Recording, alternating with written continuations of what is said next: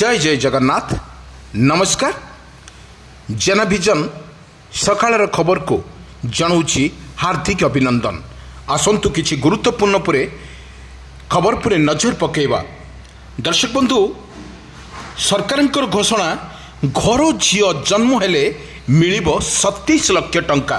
आसंतु ना किछि नियम जानि नेबा कोन रहिछि एई खबर रो नियम।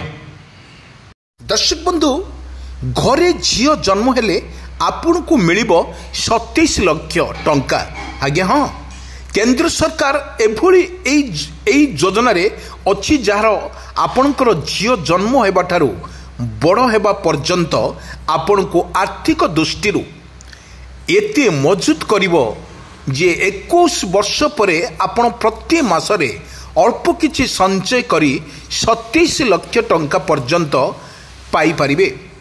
एई योजनार नाम होची सुकन्या समृद्धि योजना, जेउथरे सरकार 8.2% सुध एवं टिकस छाड़ करिसंती।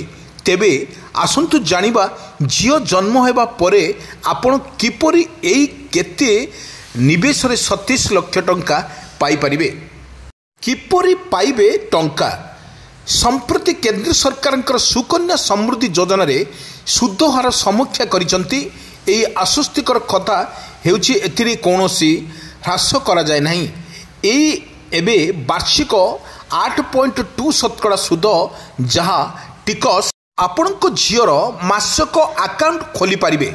एई अकाउंट जेकोनसी पोस्ट ऑफिस किंबा अधिकृत बैंक शाखा खोला जाय पारिबो। एई योजना रे जनको 15 वर्ष बा निवेश करने को पड़ो। सेतेबेले झीर 21 वर्ष हो सेतेबेले आपण संपूर्ण टंका पाई परिबे। 1000 टंका मासिक निवेश जदि आपण एई योजना रे प्रति मासरे 1000 टंका अर्थात वार्षिक 12000 टंका निवेश करंती, तेबे 15 वर्ष समय रे मोट 1,80,000 टंका जमा हेबो। किंतु एथिरे मिलुथुबा प्राय 374,112 टंका हेबो। यार अर्थ हेउची आपणको झियो 554 एवं 612 टंका पाइबे। ताहा मात्र मासको 1000 टंका मात्र संचय आपण माने करि परिबे। आपण भाबुचंती जे 21 वर्ष पूर्वरु एई योजना टंका उठाई परिबे नाही।